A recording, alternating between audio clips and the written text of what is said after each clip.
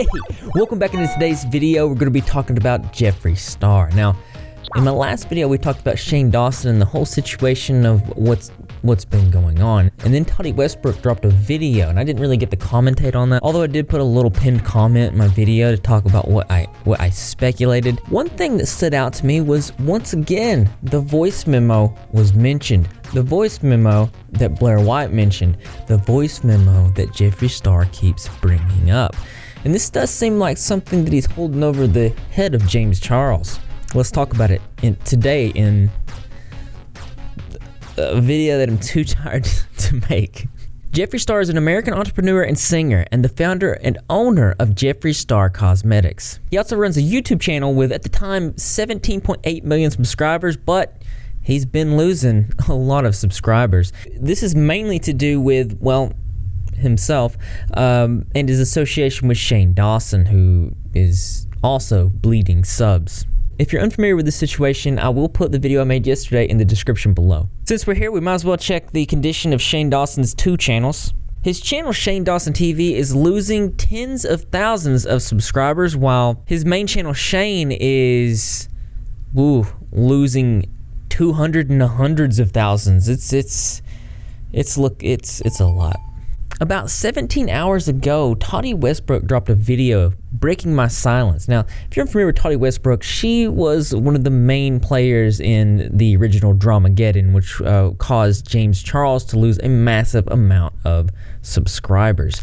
In this video, she exposes Shane Dawson and Jeffree Star as being the ringleaders, the ones behind the entire situation. As she said, they gaslit and manipulated her. I can usually spot deceit and manipulation a mile away, but my guard was down from being heartbroken, and I allowed myself to be worked by Shane, Jeffree, and others. After my video went up, I was never served a lawsuit or any cease and desist letters. I only privated my video at the request of YouTube because YouTube said it was a bad look for their platform. James, I am so sorry that I allowed myself to be poisoned and weaponized against you. I'm sorry that I bought into any of their lies. Believing those lies and allowing myself to be gaslit into making that video is one of the biggest regrets of my life. Now, one thing that stands out to me here, and I'm pretty sure a lot of people had this moment, because she does say and acknowledge that YouTube stepped in and asked her to private her original video on James Charles that caused a lot of damage, saying it was a bad look on the platform. This is something I feel like they would do, as we do know that they did fully demonetize Shane Dawson's channel. We're going to talk about that and how I feel like they're virtue signaling woke culture. And I heard a video from Mudahar from Some Ordinary Gamers that talked about this, and we're going to get into that. I was foolish for believing them. I was scared. I thought if I called you out, you would put your phone down and stop the detrimental behavior I was being made to believe was true. James, I apologize for uploading that video. I should have known better than to fall for their lies and manipulation, but in the end, I failed. And instead, I allowed Shane and Jeffree to put a wedge between our friendship. So Toddy goes on to talk about how she first came in contact with Shane Dawson and Jeffree Star. If you're interested in wanting to know more about this, I'm going to put this video in the description below. But I want to talk specifically about one thing that she acknowledges: the voice memo. One thing that he did that did concern me a lot was how he would frequently comment about how much dirt he held on other brand owners and members of our YouTube community. I believe that he actually held blackmail material on many people and was capable of destroying the entire community. Well, that sounds very familiar. So I'm in shock after being given this information by Jeffree, and then Jeffree proceeds to tell me, James will never attack me because I have this on him. I have shit on everyone, which he has said publicly before. I have shit on everyone. Because I have dirt on everyone, and they know to keep their mouths shut. I don't view something like this as gossip that you hold over someone's head or whatever. This is something serious. This is a crime. And Just the fact that he's blackmailing people with this is disgusting. And the fact that I am expected to hold on to this information as well. And just the shocking fact that this is our first interaction ever and he's telling me this, I'm like, how many other people know this and have heard this voice memo and know that this is the truth? So I keep hearing about this voice memo, and this is not the first time I've heard about this voice memo. Jeffree Star, I don't know if he's a master blackmailer and just a master at gossip. I don't know. I do know that he must talk more than he should, because I've heard him talk about this voice memo since last year, since Dramageddon first started. He talked about it to FaZe Banks in the Mom's Basement podcast. So I have speculation to believe that FaZe, Keemstar, and maybe even Colossal Crazy also know about this voicemail. If James is actually a danger, right, then this is the opportunity, like the Darby thing, where you can say something, you know what I mean? Or is like, maybe you shouldn't have put that tweet out. Like, which one is it? Like, I'm sorry, Jeffree, but I have to ask. No, I'm 100% comfortable with that. It's going to upset a lot of people, but the truth is that someone, and right now I legally can't say who, told us a few things. And we trusted that person's opinion. And then another person said some things that was friends with that man. And it really convinced us that he was a predator. Is this another case of what happened before with the other guy? No, this is some... Is there a possibility of that? Because, I mean, they were telling you about this guy, which turned out to be true now. Is this possible with James? From what I remember with all the drama, you didn't actually ever say flat out like you saw it. Like, it was always in the proper context of like, listen, like, I'm speaking about this from kind of the view of like the circle of people that we've been discussing this with, kind of sort of thing. Like, I don't think it's similar in the sense that you flat out said, I saw some shit. You know what I mean? Similar enough. I'm sorry. It's similar enough. I'm lost. I'm sorry. Yeah, it's similar, but it's people that are in our community that are saying things, and I don't know if they're true or not. But this is exactly the same thing that happened before, right? It's actually not. What? So if you want, we can pause, and I can go in another room and play Banks what I have on my phone, and he can determine if he would have sent the same tweet. At the end of the day, I'm not going to out a victim of James Charles. Okay. Yeah, we if it's real, because I don't know if it's real, and I'll go in the other room and play it for you. Subjects to the It's subject. so because everyone wants to make me you ruined James Charles' career. No, Tati did and uploaded a 40-minute video about him, and she should have never uploaded that. Yeah, that's why. But she did, and for some reason, James thinks that me and Shane tried to ruin his life and orchestrated the whole thing. So having that fresh on the mind, I think you as the viewer can we can kind of put things together here. Number one, he doesn't know if it's true or not. It's very odd. He also says that him and Toddy and James and everybody made peace so that lawyers would not get involved. Well, most definitely now they probably are going to. I want to know your opinion on that. But Blair said that when she heard it, it was a crime and that it was detrimental. But that's not what Toddy said. My opinion, he's going to go off, guys. And I don't think I don't think he will hold back. And I think we need to be prepared to understand that we need to forgive the people that he is holding hostage with veiled threats of exposure. We need to be prepared to forgive them. Otherwise, this won't stop. So prepare to not cancel everyone. It doesn't make any sense to me, and this might just be because I'm not a beauty guru, but just a viewer of whatever this is that we are watching. And let me know what you think, but if somebody showed me something like that, I wouldn't let them blackmail me with it. I wouldn't let them hold me hostage with it. I would, if it was a crime, like Blair White said, then I would take it to the authorities, because I'm not going to hold on to, like, I'm not going to be complicit in those things. But it most definitely certainly does look like Jeffree Star is blackmailing probably more YouTubers than we know. So that kind of, I'm not surprised. Are you surprised? He's losing subscribers. This is definitely going to make him lose more subscribers. Anyways, like I said, the main thing is that Toddy said that it was nothing that was a crime. It was, she felt safe in not going to the police.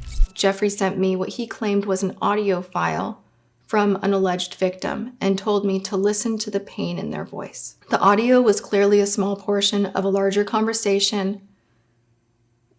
It wasn't enough for me to contact the authorities. It was enough to scare me. So verbatim, Jeffree Star's words, he doesn't even know if whoever this person is in this recording is telling the truth.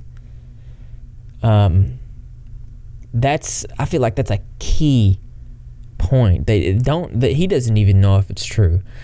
Other thing is that, I know we talked about this on my Twitter. If you're not following the Twitter, you definitely should. Blair White said that it was something that was a crime, and it was this detrimental, and then Toddy's not. So there is a mild possibility, and I first said that maybe this doesn't exist at all, and they're just doing this to drum up drama. But that, from all these reactions that I'm seeing, just doesn't make any sense. So the other possibility that we surmised was that maybe Jeffree Star has this full voice memo, and he's cutting pieces of it to fit whatever narrative he wants to fit towards whoever YouTuber or public figure that he sends. So that seems like more of like a chess piece move. But honestly, in the whole scheme of it, it's what is wrong with the beauty community? Like, is it the beauty community, or is it just these players in the beauty community? Because this is ridiculous. I feel like they just need to calm down. A lot of it seems like gossip, but it's all centered around it hurting James Charles. I mean, that's another obvious point. Am I right? James Charles seems to have doing really well in his career. He was skyrocketing, and then they just went after him. But center base, this is Jeffree Star's doing. Shane Dawson being quote unquote canceled is his own volition and unlocked from his association with Jeffree Star, but all of the pedophilic comments and the anti-Semitism and the racism and all those things, those are not good either. So this voice memo, this blackmail piece that clearly multiple people have heard the scene, with all these people hearing this and seeing this, I can't believe no one spilled the beans. But I think we're about to see it. I think we're about to see it. I think Jeffree Star is going to come out with it, and I think there's going to be a lawsuit. But if there's a lawsuit, we'll cover it here on this channel. Another thing I do want to cover is what Mudahar from Some Ordinary Gamers talked about today. Yes, earlier today. I'm half asleep, sorry. In a video released about 10 hours ago, the beauty community isn't so beautiful. Hard agree. The biggest reason why I wanted to make this video specifically is it looks bad on us as an entire community. You know, if you look at mainstream media now, they're covering this like crazy. And you know, the scariest thing about that is YouTube has these knee-jerk reactions, which is exactly when adpocalypse occurs, right? So you have adpocalypse 1, you have 2, and I'm pretty sure this is adpocalypse 3.0.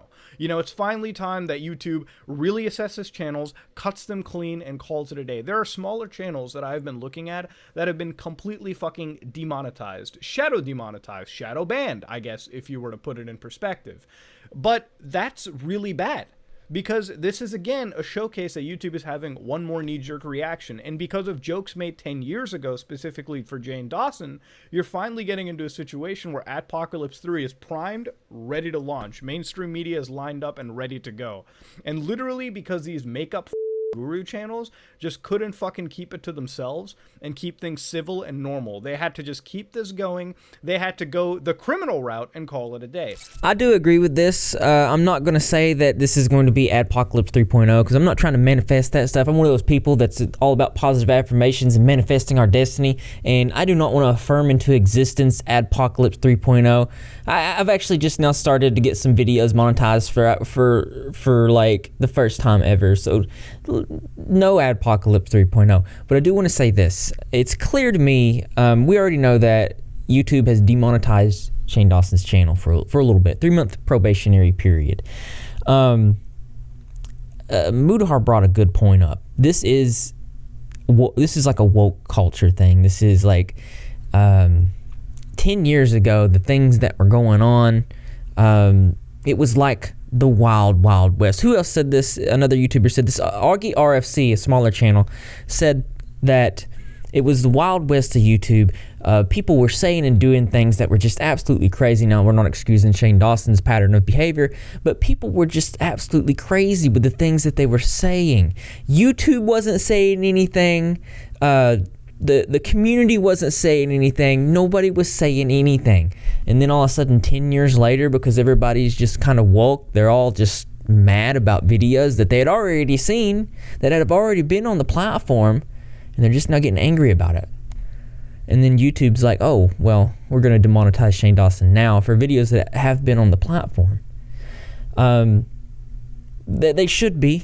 Don't get me wrong. My point is YouTube is in itself is virtue signaling and playing off this. And there's a lot of people in the community that are virtue signaling and playing off the community. And Mudahar is right. These communities, these cliques, they're all coming at each other like that. And I don't know about you, but it's not good stuff. It's not good stuff. I guess the last thing I want to point out in this video was Shane Dawson's boyfriend, Ryland, come out with some tweets in response to Toddy Westbrook. Toddy Westbrook, a master class in manipulation. I don't know about that. I think a lot of other people are looking at her performance and thinking, we're keeping it with one eye open and everything, but a lot of us are like, I don't know if I completely believe her. This was the only way she could save her reputation, by siding with the person she tried to ruin. Make no mistake, this 40-year-old woman chose to post a video of her own accord. She riled up Shane before doing so to have one of the biggest creators backing her, in the chance this all backfired. Shane very well would have posted a video exposing James had he felt inclined. No receipts, because she didn't want to expose the countless times she told Shane that she was a big girl doing this only for herself. My added commentary on this is, I'm just going to throw it out here. We don't trust any of you guys. Like, we do not trust you guys. You're all probably a bunch of liars. This was exposed about Ryland today. The 16-year-old girl's like humping the air doesn't bother me as much for some reason. Yeah, I don't think I can compete with the hot 17-year-old girls. What is that? She's literally like 13. Yeah, have you seen her jugs? Alright, well, you want to see me do some sexy shit and stuff? Ew, I am so uncomfortable. What do you mean? She's like 13! Yeah, that's kind of creepy. Let's pretend I'm 18. That's me in no way saying or insinuating anything. Take that for what you will. This was just something that seemed relevant to the topic. Now, also additionally, Shane Dawson had a Instagram meltdown. This person literally... Oh my god. Okay, sorry, keep pressing play. I need to get through this video so I can... As a victim of abuse myself. Oh my god. You are so manipulative. To think of facing public. You're fake crying. You are fake crying. You are fake crying. That is not real. Oh my god. Oh my god. Oh my god. Oh my god. I was molested. I have been. Oh my god. Victim. That is not. And I made no mention of it in my video. Oh my god. Get off. The night before posting my video by sister, Oh my god. I texted Shane sharing my concern. I just got to say that was one of the saddest things I've ever seen, and I've never seen him act like this, but he did his apology video, and he said he was going to work on himself and stuff like this. This he was this is just not working on yourself. If anything, this shows me his true colors. Like I said, I've never seen him like this before. I think this is the real Shane Dawson. Somebody that is, a right fit for the current climate of the beauty community. But that's all I have to say in today's video. I'm incredibly sleepy, but I do want to say, can we get some positivity turtles in the chat? Nothing ever beats a positivity turtle, and that's just facts. Like, no matter how much drama or weird stuff is in a video, positivity turtle in chat. I like to see it. And as interesting as this is, there's always something that's more interesting to me. That's right, you guessed it. I want to know what you think. So why don't you go ahead and leave your creative and interesting responses in the comment box below. Thumbs up for those likes. As always, brothers and sisters, I will see you in the next video. Whew. This is a lot of stuff going on. I feel like we're going to learn more in the days ahead. I feel like today, I have a feeling that Jeffree Star is probably going to make a video. Or something crazy is going to happen. It's been happening every day. And then all of a sudden, I'm going to have to make another video. But I like being here for you guys. It was really hard for me to make today's video. My brain feels like a TV channel that's changing at a rapid rate. I don't know why. I just feel like a creative writer's block or something. But it's besides the point. Have you... Whoa, where's it at? Oh, yeah. Have you... ever had the opportunity to wear somebody's hair and face? That sounded creepier than I thought. But this is the new merch. You can color it with dye markers, fabric markers, or you can tie-dye it and then send it to me at any social media. Oh yeah, guys, I remember. I meant to say this in the last video, but let me go ahead and show you guys. I've been telling you that the Facebook page goal this year was 10,000 followers, and that's how we can get monetization over there.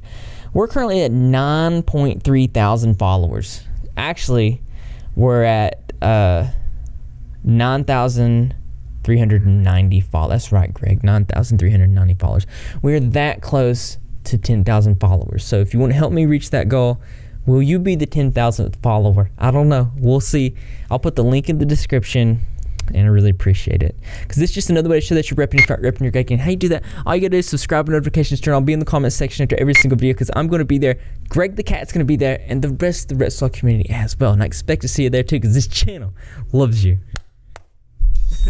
Greg, you wanna go get some pizza, man? Let's go.